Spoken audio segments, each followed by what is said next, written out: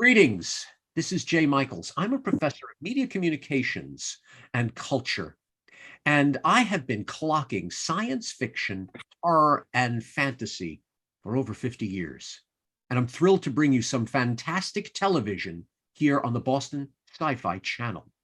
This year, Boston Sci-Fi 48, that's 48 years of the Boston Sci-Fi Film Festival, is bringing us once again a fantastical array of filmmakers with visionary features and shorts that are going to make us not only scream and yell and gasp, but also make us go, and make us think.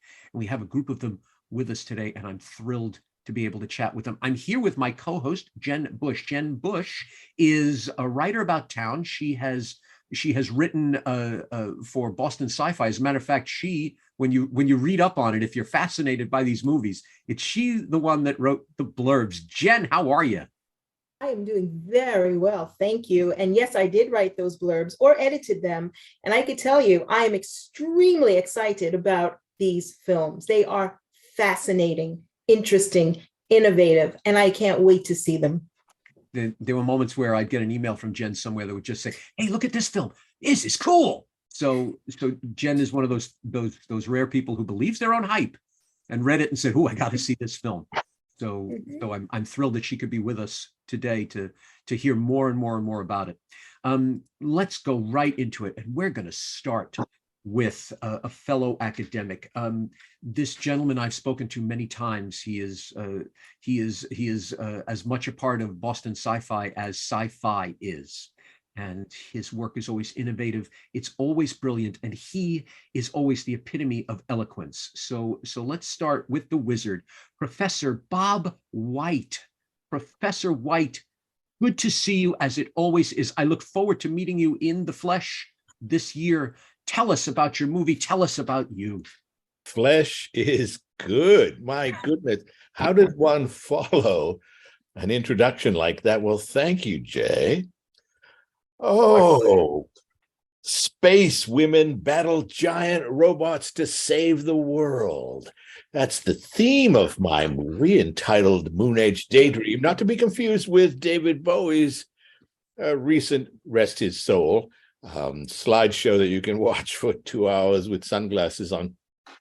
So it's listed as Bob White's MOONAGE Daydream.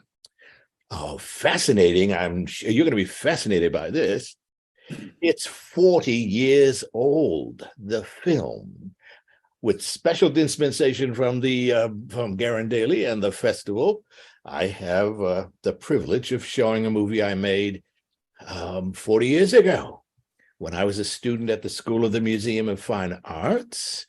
Of course, 40 years ago, I was in my 30s. So what was I doing at school? In any event, I was studying animation for the first time, and I made a movie. And back then, we shot on 16 millimeter film and sent it to the lab and put it together that way. And I'd made about 5 of those movies, shorts. And then I decided to combine what I knew about video production and animation, and I cobbled together this delightful experience. But looking back, I kind of see it as a intentionally poorly drawn comic book built with Frankenstein elements of cutouts and video feedback and line drawings. So it's a little story. As I said, it's space women battling giant robots to save the world. Let me point. That's space women over here, giant robots over there. I in the center.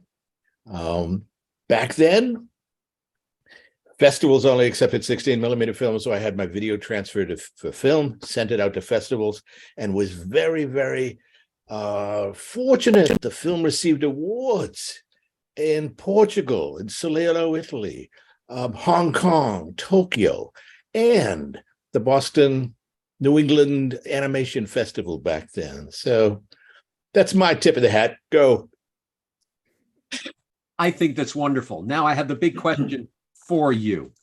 And I remember last year we had a challenge. You told me about your film and you said, "Jay, can you find a parable somewhere in this?" And I did. So now you're making life easier for me, but let's see if you answer such a question. 40 years ago, you made this movie. Why are you bringing it back now? Well, it's the 39th and a half festival season, and I was feeling quite nostalgic. As fate would have it, back in 1984, 83, 84, I actually sent a print unsolicited to the marathon and never heard back. Of course, it was not a time when it was like throwing a manuscript over the top of the door. And so when I was time to consider what I might enter this year, I said, I'm going to take a shot at entering the film that I tried to get in 40 years ago into the marathon.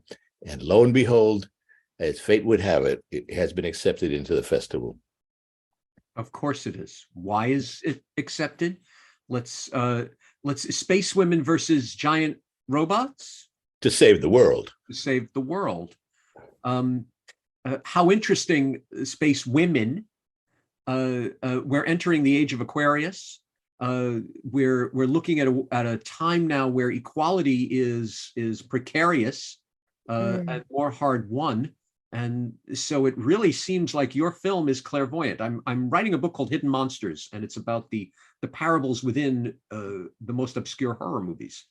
And yours seems to have that because, okay, it's space women versus these giant robots.